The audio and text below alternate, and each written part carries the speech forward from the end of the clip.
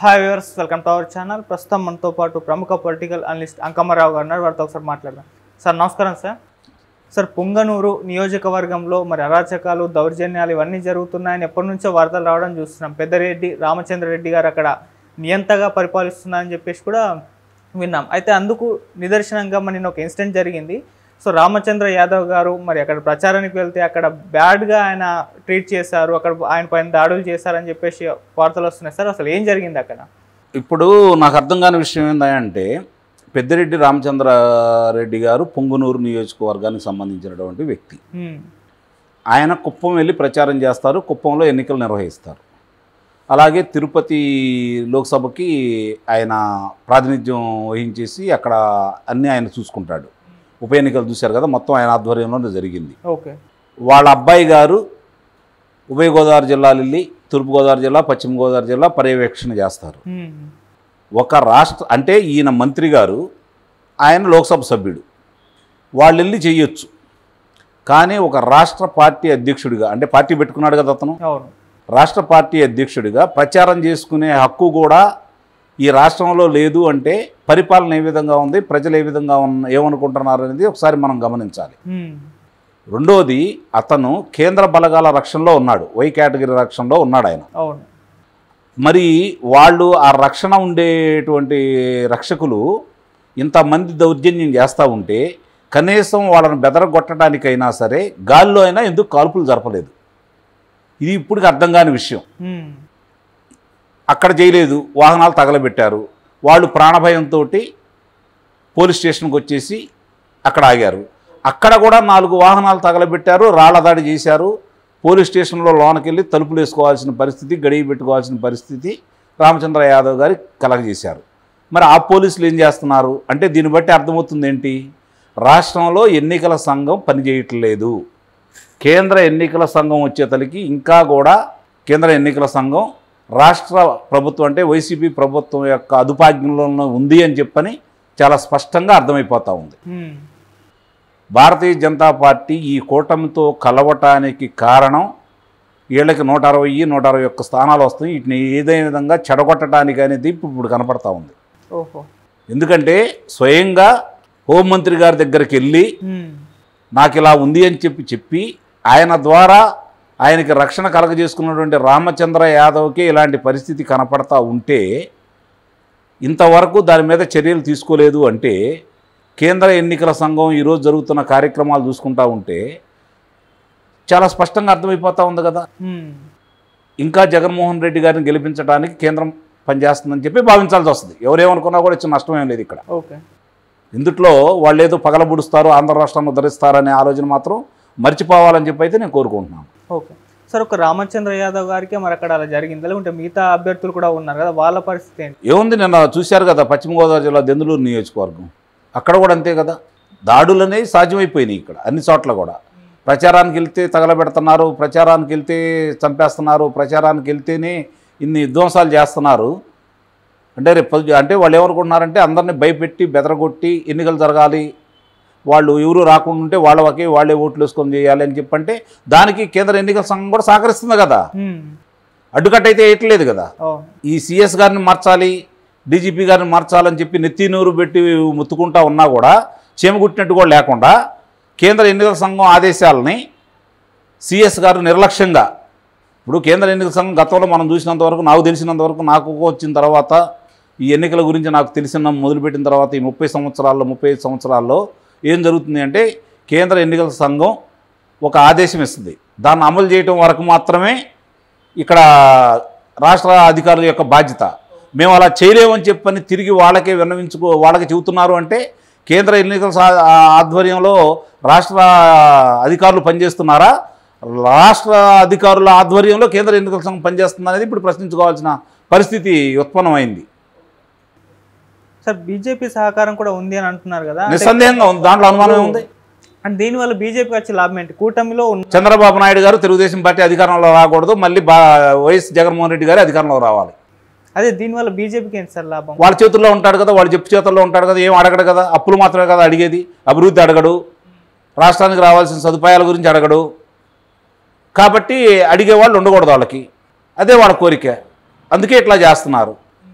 విడిపోయేట్టు చేయలేమనుకున్నారు. అందుకని కలిసిండి నష్టం చేకూరుస్తున్నారు. కలిసినప్పుడు ప్రయోజనాలు ఉండాలి కదా. అవును.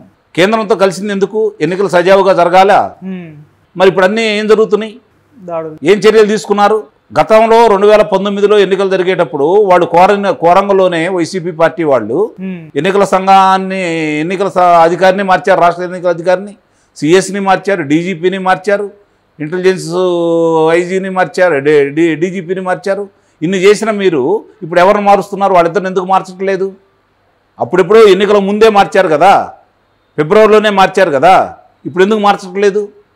దీన్ని బట్టి అర్థమవుతుంది కదా వాళ్ళ ద్వంద్వ ప్రమాణాలు చాలా స్పష్టంగా అర్థమైపోతుంది కదా. ఎవరేమనుకున్నా జరుగుతున్న వాస్తవాలు మాత్రం అదే. ప్రజలు ఈరోజు ఆంధ్ర రాష్ట్ర ప్రజలు అనుకుంటున్నారు, నేను కూడా అదే అనుకుంటున్నాను. ఓకే సార్, ఇప్పుడైతే మరి పుంగనూరులో పరిస్థితి ఎలా ఉంది సార్? ఏ అభ్యర్థి గెలిచే అవకాశాలు కనిపిస్తున్నాయి అక్కడ? టోటల్గా ఆయన ఓడిపోతున్నాడని ఇప్పుడు మా అభివృద్ధి చూసి ప్రజలు ఓటేస్తారు, మేము చేసిన పనులు చూసి ప్రజలు ఓటేస్తారు, మా మంచితనం చూసి ప్రజలు వస్తారు అన్నప్పుడు ఈ దౌర్జన్యాలు చేస్తున్నారు అంటే అవన్నీ వాళ్ళు ఏమి చేయలేదు, ప్రజలు తిరస్కరిస్తున్నారనే కదా దాని అర్థం. అవును. అంటే వాళ్ళు ఓడిపోతున్నారనే భయం వాళ్ళలో కలిగిన తర్వాతే ఆ రాజకీయాన్ని సృష్టిస్తారు. జరుగుతుంది అదే కదా ఇప్పుడు. ఓకే సార్, మామూలుగా ఈ అటాక్స్ అన్నీ కూడా అంటే రెండు పార్టీల పైన, ఇప్పుడు జగన్మోహన్ రెడ్డి గారు రాయి దాడి చూస్తాం, ఇప్పుడు వీళ్ళు ఈ విధంగా చేస్తున్నారు. ఎందుకు ఇన్ని అటాక్స్? జగన్మోహన్ రెడ్డి గారి మీద రాయి దాడి జరగలేదు, ఇది వాస్తవం. ఓకే. ఇప్పుడు నీకు దెబ్బ తగిలిద్ది, 3 కుట్లేసారని చెప్పి వైద్యులు చెప్పారు. 3 కుట్లేస్తే 3 రోజుల్లో మానిపోయిద్దా? 30 రోజుల్లో మానిపోయిద్దా? 3 నెలల్లో అది కనపడకుండా పోయిద్దా? అవును. జరగలేదు రాయి దాడి. ఏం జరిగిందనేది ప్రజలకు తెలియకూడదు. అది ఇప్పుడున్నటువంటి రక్షక భటులు అందరూ కలిసి, రక్షక భటుల అధికారులు కలిసి నిర్ణయించుకున్న నిర్ణయం అది. Okay sir. నిన్న చూసాం కదా మనం, ఆయన తీసినప్పుడు మీకు ఏమైనా కనపడిందా? చెప్పండి. మరి ఇంకా రాళ్ళదాడి అంటారేంటి? ప్రజలేదో అనుకుంటే, తెలియని అమాయకులు అనుకుంటే అనుకోవచ్చు, మనం మాట్లాడుకోకూడదు కదా ఇంకా రాయిదాడి గురించి. ఓకే, అంటే దాడి అని కాకుండా ఒక యాక్టింగ్ అనుకోండి. మరి అంటే ఎందుకు ఈ విధంగా ఓడిపోతున్నారు కాబట్టి, ప్రజల సానుభూతి కావాలి కాబట్టి, వాళ్ళ కార్యకర్తలను రెచ్చగొట్టాలి కాబట్టి, రెచ్చిపోయి వాళ్ళు ప్రత్యర్థి పార్టీల మీద దాడులు చేస్తూ ఉంటే, విధ్వంసం చూస్తూ ఉంటే భయపడిపోయి ప్రజలు రాకుండా ఉండటం కోసం చేస్తున్నారు వాళ్ళు. కానీ ప్రజలకు తెలుసు, వాళ్ళ పార్టీ వాళ్ళకు కూడా తెలుసు, అందుకని ఎక్కడ రెచ్చిపోకుండా దాని గురించి అసలు పట్టించుకోవాలి వాళ్ళు. ఇది ఒక కొత్త నాటకం. మళ్ళీ ఆ రోజు విశాఖపట్నం విమానాశ్రయంలో జరిగినటువంటి కోడికత్తి నాటకం లాంటిది ఇది అని ఒక నిర్ణయానికి వచ్చారు కాబట్టి దాని గురించి ప్రజలు పట్టించుకోలేదు. సో ఈ విషయంలో వైసీపీ ఫెయిల్ అయిందని అంటారు మరి ప్రజల్ని సింపథైజ్ చేయడంలో? నిస్సందేహంగా. సార్, మామూలుగా ఈ అటాక్స్ అన్నీ కూడా అంటే రెండు పార్టీల పైన, ఇప్పుడు జగన్మోహన్ రెడ్డి గారు రాయి దాడి చూస్తాం, ఇప్పుడు వీళ్ళు ఈ విధంగా చేస్తున్నారు. ఎందుకు ఇన్ని అటాక్స్? జగన్మోహన్ రెడ్డి గారి మీద రాయి దాడి జరగలేదు, ఇది వాస్తవం. ఓకే. ఇప్పుడు నీకు దెబ్బ తగిలిద్ది, 3 కుట్లేసారని చెప్పి వైద్యులు చెప్పారు. 3 కుట్లేస్తే 3 రోజుల్లో మానిపోయిద్దా? 30 రోజుల్లో మానిపోయిద్దా? 3 నెలల్లో అది కనపడకుండా పోయిద్దా? అవును. జరగలేదు రాయి దాడి. ఏం జరిగిందనేది ప్రజలకు తెలియకూడదు. అది ఇప్పుడున్నటువంటి రక్షక భటులు అందరూ కలిసి, రక్షక భటుల అధికారులు కలిసి నిర్ణయించుకున్న నిర్ణయం అది.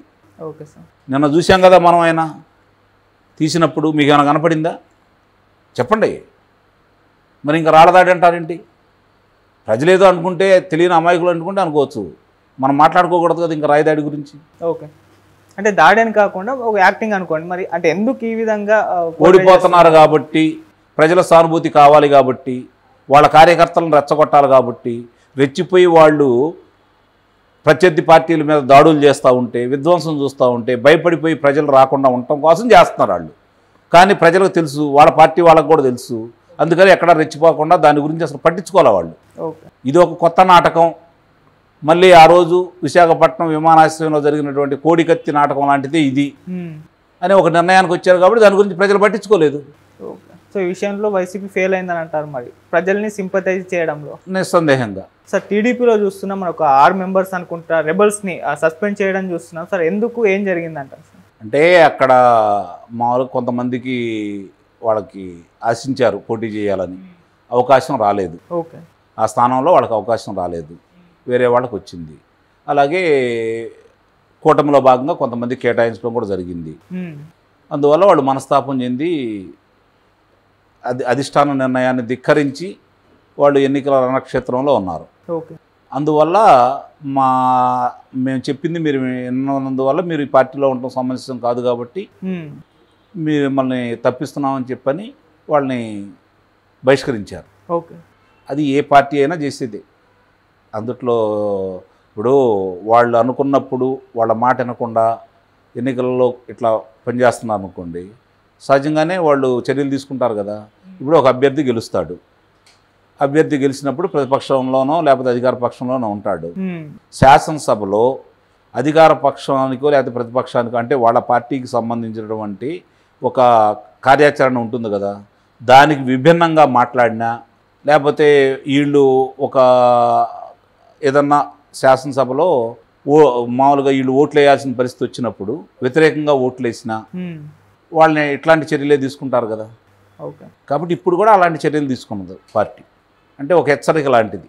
ఓకే, అంటే మమ్మల్ని కాదని మీరు స్వతంత్ర నిర్ణయం తీసుకుంటే పార్టీలో మీకు అవకాశం ఉండదు ఓకే అనేది చెప్పడం అనేది, అంటే దానివల్ల ఏమవుతుందంటే పార్టీ శ్రేణులకి ఇతను మన పార్టీ అతను కాదు, మన పార్టీ నిర్ణయానికి వ్యతిరేకంగా ఇతను ఎన్నికల క్షేత్రంలో నిలబడ్డాడు కాబట్టి పార్టీ అధిష్టానం దానికి తగు చర్యలు తీసుకుంది, అతను వెంట మనం ఉండకూడదని చెప్పని పార్టీ శ్రేణులకు కూడా ఒక సందేశం అనమాట. ఓకే సార్, ఇప్పుడు వాళ్ళైతే స్వతంత్రంగా కూడా పోటీ చేస్తున్నారు.